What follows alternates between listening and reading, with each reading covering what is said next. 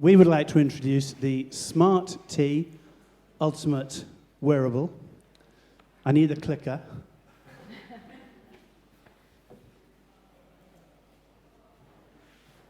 Now, how many of you are wearing some kind of wearable? Come on, hands up. A few of you. Okay. It probably counts steps, buzzes if your posture is bad, monitors your sleep. We're going to talk you through the Smart T device, and then we're going to show you what it can do. Right, so my colleague, Faye here, is wearing the device. As you can see here, this Pac-Man-like symbol indicates that this device can measure calorific intake from your sweat. It's made of smart fibers, and so it can work out how many calories you have consumed. It's the holy grail of wearables. Then we've also got the heart rate monitor here. So this can monitor things like your activity, whether you're cycling, swimming, steps you've taken, all based on your heart rate. Just on Faye's shoulder here, this is a camera. This is body-worn video. Quite easy to miss, I think you will agree. We've then got Wi-Fi interconnectivity here, as well as the payment option here for near-side payments, and then the chips in the sleeves also allow you to make payments and to check in, maybe at the gym. In terms of location tracking, Faye, if you could turn around, please. So we know where Faye is and where she's been at all times. On the back here, we have a smart label. We'll show you what that does in a moment. We've also got Bluetooth, don't think we've mentioned. Is that about it? I think that's about it. What an awesome device. Now, let's show you what it can do. Where's the clicker? And all of these things as well. It's got many, many features. So there were so many features, we can't possibly talk about all of them. So we're going to focus on just a few. Let's start with Friend Finder. Okay, so here you'll see the Friend Finder feature. Essentially, you can see that when you're out and about, it will map both you, but also potential friends, whether it's your existing friends who have their own Smart T, or perhaps you'd like to make some new friends, maybe even date. So, for example, I can see that Elon is nearby at Victoria's Secret. I could click on his profile, and if I like the look of him, I could possibly track him out for a run, maybe accidentally bump into him. So it's combining the best of fitness and dating apps in one device. How cool is that? Thank you, Faye. Now, the joy of a smart device like this is it's super connected, no more so than the Smart T. You see the tag there as it's going into my washing machine. It'll talk to my washing machine. It'll set the right temperature when I come back from a run. It'll talk to my bathroom. It'll run me a bath. It'll talk to my fridge. It can pour me a glass of water. It can talk to my home thermostat to make sure if I'm coming back all hot and sweaty that the house is at the right temperature. How cool is that? So I don't know about you, but I find it pretty annoying when I'm using an app or a device and I get all of these random adverts and push notifications all the time. The difference with the Smart T is the adverts are completely targeted. It knows where you are, it knows what you're doing, whether it's running, yoga, or maybe just sitting in the park, and it will send you advertisements based on that. So for example, if you've checked into your gym recently, you might get adverts for your nearby personal trainers based on the fact you love going to the gym. But it really could be anything. It could be nearby restaurants that have the food you like, shops, anything along those lines. It's all just based on what you're doing and where you are. How cool is that? These are not my feet. But this smart app, this Smart T device and the associated app, it can talk to my bathroom scales. Various apps out in the market do that. What's a bit annoying is that when you collect all this data, you then have to read it and post it to Facebook. The thing about Smart T is it just does it all automatically for you. You get on the scales, it measures your fat content, off we go. All your friends on Facebook will know how things are going. How cool is that? So next up, we've got the push notifications feature. Now this is one of the coolest features yet. It's so clever. Not only does it know where you are, but it also knows if you're with another Smart Tea user. So here it's saying your Smart Tea is showing you that you're with Mary. So say, for example, this is Mark. It's showing that he's with Mary. It's saying, oh, maybe they're in a relationship. Let's suggest some romantic tunes for them to listen to together. Now, I'm not sure what Mark's wife would have to say about that, but in any case, I'm sure you'll agree. How cool is that? So it's a fitness and health-related app. It presents the information in a very convenient, visually intuitive way. It monitors what you eat from the calorific intake, and of course, knowing what calories are going in and measuring your activities and working out what calories are going out, it can take one from the other and predict whether your weight is going to go up or down. And it's all nicely depicted there with that graph. Is it six-pack week, or is it you're heading towards that farmyard animal sort of week? It even has the capability to detect that I am pregnant, it seems. How good is that? Okay, so the next feature is the direct video streaming and recording, which is via the body-worn video. You can choose to do live streaming or to actually record a video. I don't know about you guys, but if I'm out and about, maybe off for a run, see something funny going on, go to get my phone, take a video of it, by the time I've done it, either someone's seen me and they've stopped doing what they're doing, or it's just stopped happening. Good thing about the Smart Tea, hidden camera, records, they don't even know they're being filmed. Let's have a look.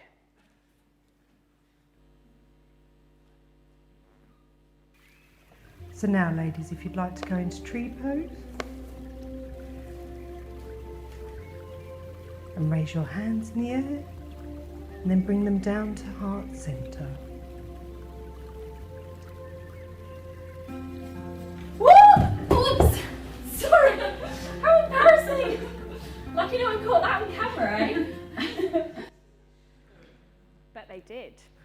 So there we have it, secret recording, one of our best features. How cool is that?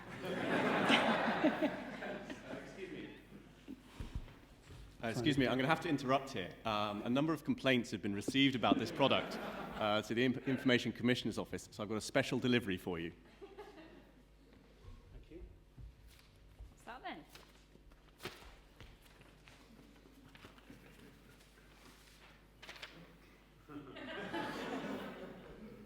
Dear Smart Tea, we are the Information Commissioner, the independent regulator for the Data Protection Act 1998.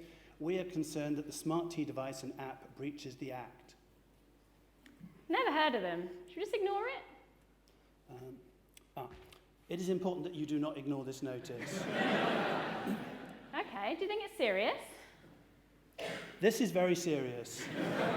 The Smart Tea device and app appear to breach the 1st, 2nd, 3rd, 4th, 5th, 6th, 7th and 8th data protection principles. Okay. Stop collecting and using and otherwise processing data immediately. I think that's the end of our product launch, isn't it? Right, let's start again. Shall I go on this and you want to wander around? Okay. So how could it have been done differently? How could you bring such a clever product to market but do so in a way that is respectful of privacy laws and consumer concerns? This is also the kind of dry legal bit as well, just so you know. Right, so, actually I will wander around. So you should start with a privacy impact assessment. There's a lot of guidance on this. There's a lot of guidance on PIAs from the ICO, amongst other regulators. Even various industry sectors like the RFID community have issued guidance on how to do this.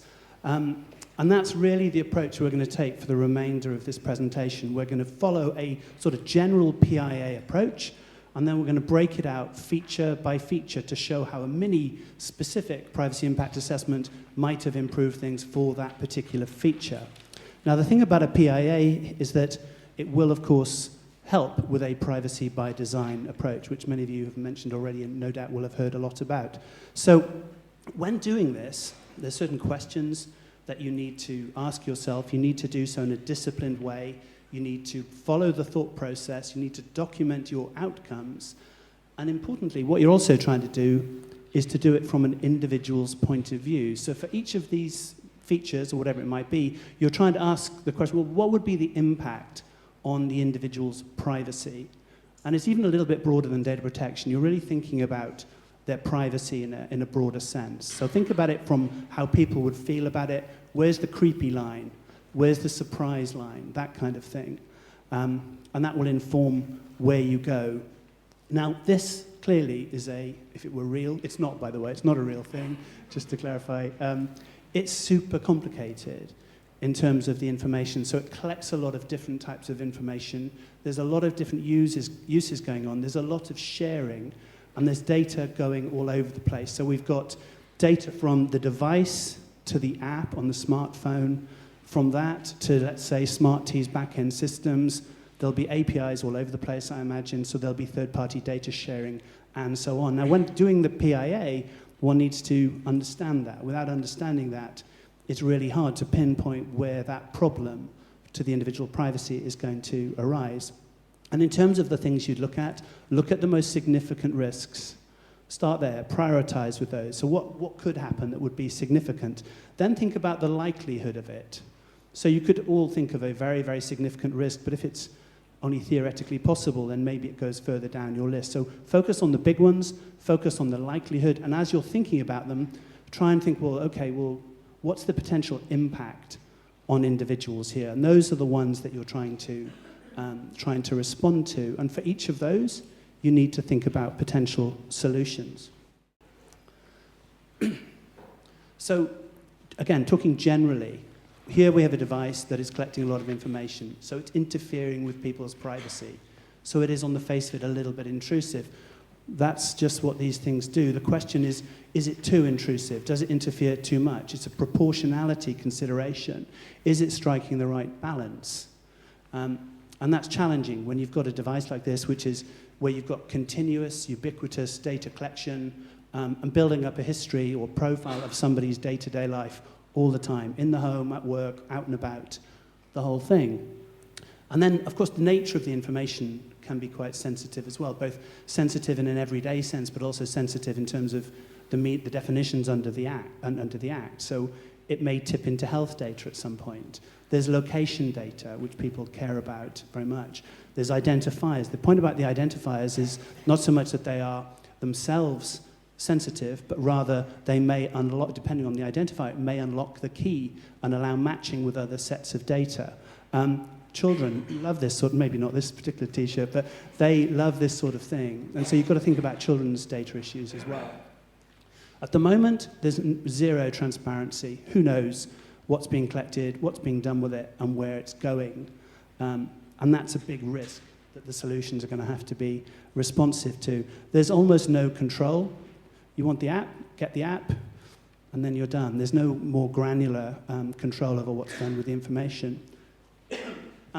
In this session, we're not going to talk in detail at all about the security considerations, but when there's this many things talking to that many other things, there's lots of potential weak links in the chain, and the security is incredibly important.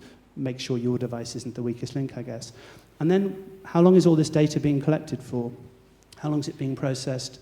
What if somebody loses their phone? What if somebody just gets bored with their fitness app, which does happen? Then how long does the data remain on your systems? Now, so that's kind of flagging the main risks and consideration. Now getting into the high-level solutions. We'll come on to some of the features in a moment, but at this point we're talking about, well, what can the organization do itself to deal with some of these risks? So there are organizational things anybody bringing a product to market like this can think about. So have they got a compliance program? Do they have a privacy policy? Do they have guidelines? Do they train people? Do they check people are doing the right thing? If there's third parties providing some of the, maybe hosting it, or there's some infrastructure, or they're just otherwise involved, what are those relationships like? Are they a safe pair of hands? Are they contracted with appropriately? And of course, on all of the back-end systems, the security is going to be terribly important. Who gets to see what, and for what purpose? Are we okay for time? We're fine.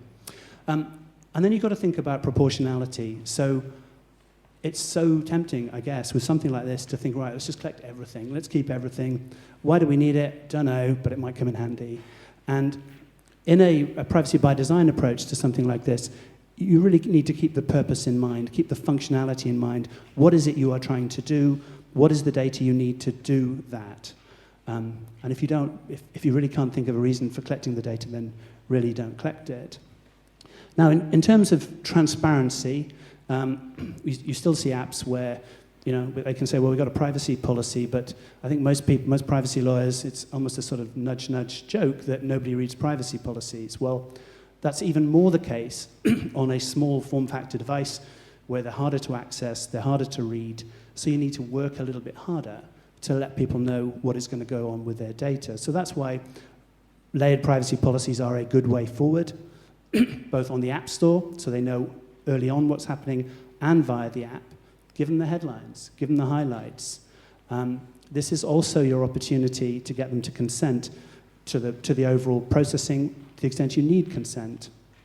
And we'll show you some examples of just-in-time notices and permissions, and also fine-grained settings. So it's probably easier for us to show you these than tell you about them. Okay, so Mark's been talking you through the kind of risks and possible solutions. So we've looked at it specifically for Smart T. So as Mark mentioned, people don't read privacy policies and they're far too long to contain on an iPhone screen. So what we've got here is we've got the highlights of the privacy policy, which you can see goes through, Smart T can collect information about your fitness and health. And then it goes on, your information may be shared with friends, both through the Smart T app and via social media. It also talks about the fact that this depends on your settings. So this gives you the option to turn these features on and off. And it says at the end, you can you can turn this off, but it may affect the features that you're using. So it's kind of making the user aware that there's different things it can do to use the app. The other thing that Mark kind of touched on is the importance of having this early on. So this should be in the App Store with the description of the app. Privacy should come right at the front, so before any kind of intrusive processing happens, the user has the chance to find out exactly what's going to be done with its data. And following on from the previous screen, in addition to the kind of App Store description, we'd also recommend having a summary as part of the installation process. So again, people will go through, they'll click I accept, probably won't read the privacy policy. So this gives them, again, the highlights. What are you collecting? What are you using my data for? And who's it going to be shared with? And the other thing this does is it links to a full privacy settings menu, which we'll go into in more detail later on. But one of the important things to note is that this privacy settings menu should be available at all times. So once the app's been downloaded, it's being used, people should have the option to go back, review the privacy policy again, and have a look at their privacy settings. Shall I come up over here for this bit? Can I do? Yeah. Okay, so moving on with the kind of privacy impact assessment theme, looking more specifically at Smart T. So the data that it's collecting is kind of going into the realms of sensitive personal data. Obviously, if you just take, one heart rate reading or one reading of your steps, unlikely to be health data. But if you're monitoring lots of different types of fitness data over a period of time, drawing conclusions from that, it's likely to be sensitive personal data. Similarly, in the example we gave, if it's making assumptions about relationships, maybe you're using the dating app, it might make an assumption about your sexual preference, so again, into the realms of sensitive personal data. Another risk that we've looked at is data quality. So where you might have the raw data, for example, you've got the glucose in your sweat or the acceleration of the chips, that might be factual data, but then the data that's derived from that data by the app, for example, the calories you've consumed, the steps you've taken, is beginning to look a bit more like an opinion based on a kind of statistical likelihood. So in that situation, it's kind of fun and it's useful to use the app, but perhaps if decisions are being made on that data, it's looking a bit more risky for the individual. An example would be if the data generated by the app is being used to quote people for health insurance. So based on what you're doing, what you're eating and the exercise you're doing, we're going to say yes or no to health insurance. Well, in that case, there could be quite a significant impact for an individual based on data that's perhaps not very accurate. Another thing to look at is where the data is stored, so whether it's on the device or whether it's on the back-end system. Some cases it will be better for the user for it to stay on the device. It means less chance of the data going elsewhere, less chance of third parties using it for other purposes, and the user generally has more control. However, there are advantages to storing the data on the back end. For example, if there's intensive processing to take place, it needs the kind of compute power of the back end system. There's also privacy considerations. For example, there might be better security if it's stored on the back end system, for example, if they lose the phone. And it just provides a backup for the user of their data. In terms of control, you'll have seen that the user, as currently the Smart T is created, doesn't have very much in the way of control. It's very much binary. Either they use the Smart T and the app, or they don't. Whatever happens, if they're using the app, their data is being collected, it's being used, it's being shared. They have no real control over it. There's no settings to allow them to go in and give their consent, withdraw their consent. It's very much all or nothing. If you use this, all of your data is going everywhere. I think, go on to the next slide. Another thing to think about with this device and app is data retention. Now, obviously, with this device and this app, they've not really thought about things like the Data Protection Act. It looks like lots and lots of data around people's fitness, what they're eating, where they are, who they're with, is just being retained indefinitely, which obviously isn't great. If it's stored on the device, then maybe the individual could throw their phone away, or they could delete the app, but they've spent lots of money on this t-shirt or on their phone, they probably don't want to do that. And then if it's on the back-end system, it's looking like even more of a dodgy situation for the user, because they probably don't know who's got access to their data, where it's going, or have any real kind of knowledge or understanding of what's happening with their data for all that time. So one of the other features we looked at was the body-worn video. Now, it's tempting to think that body-worn video is very similar to recording someone with your phone. But there are some quite big differences. As you'll have seen in our video, the people were being filmed secretly, so they weren't aware of the fact that they were being recorded, as you might be if someone has a phone in your face. So it's a lot more intrusive in that respect.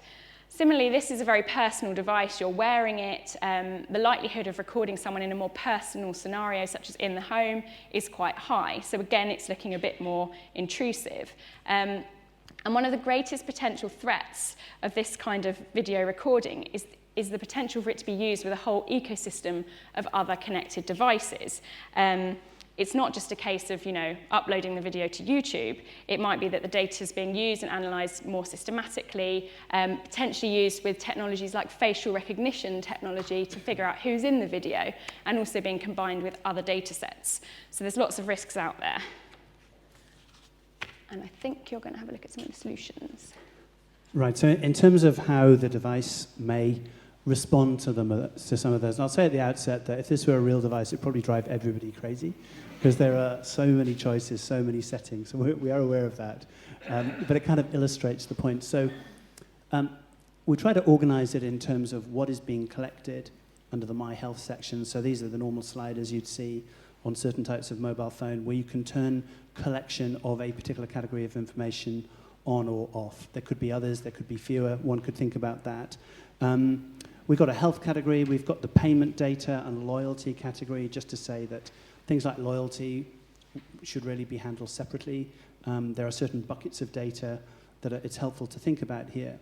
And then what we also thought, to some of the points that Faye made, the buttons at the bottom, the My Smart Go Local, that's really enabling collection to continue. So for this particular device, for this particular app, you can continue to use the various functions because that's why you bought it. But going local limits the level of data sharing, and we're not going to get into what that is, but it makes it much more on-device, and you can have perhaps fewer concerns about where your data is going to and the various third parties it may be being shared with. And just as we're all accustomed to private mode with a browser or airplane mode with a phone, that kind of thing, the just a t-shirt is a suggestion for, if you click that, then you've just got a rather naff, overpriced t-shirt that doesn't do anything. And then the button at the bottom is purge, so it's kind of a reset. if you wanted to, you could just get rid of all of the data moving forward. Right, so now coming back to the privacy impact assessment approach and just highlighting the risks. We've talked fairly generally about what the risks may be, the various categories. Now we're honing in a little bit on specific ones, and in particular, location data. So at the moment, it's collecting data about where you are, where you've been the whole time, and sharing it and keeping it forever. And that clearly raises some questions about whether there is a lawful basis for that. There is a significant risk that there isn't, of course. And also this idea of ubiquitous, continuous tracking all the time, always on, is highly likely to be disproportionate.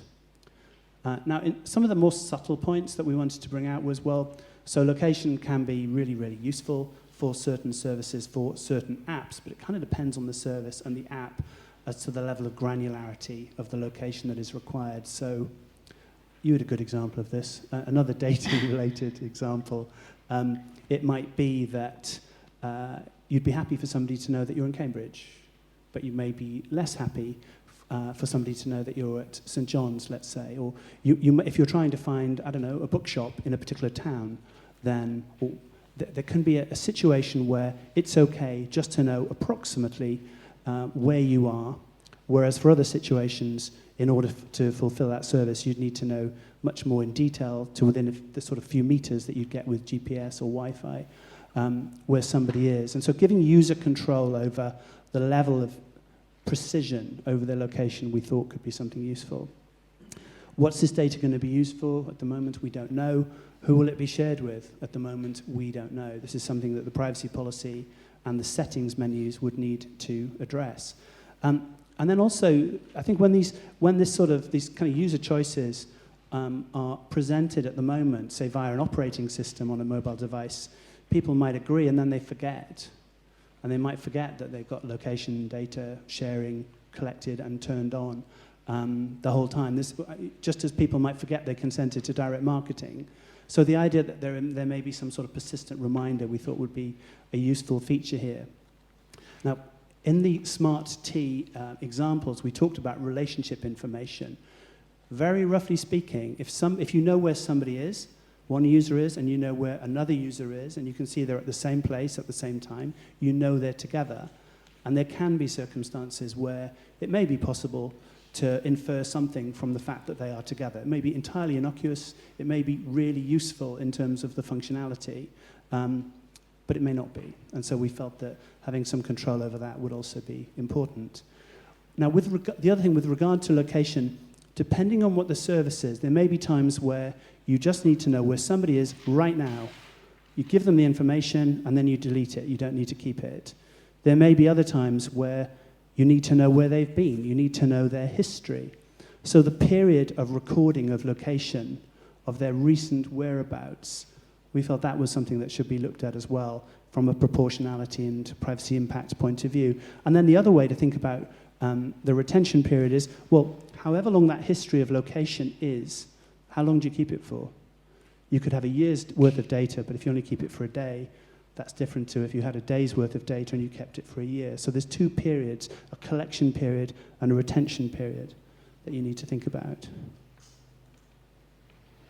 Okay, so to address some of the points that Mark's just discussed, we've included some app functionality. So the first thing to notice is the location data icon. Now this is something that's highly recommended by the Article 29 Working Party, is to include kind of icons and symbols that show what's happening with people's data. So this is something that should always be displayed at all times when location data is being collected. Now at the top you can see we've got the on-off, so the user can just completely turn off collection of location data. Alternatively, as Mark was mentioning, you've got this option of blurring. So it's a case of, I'm in Cambridge, but I'm not going to say any more than that. So that's quite a useful user feature.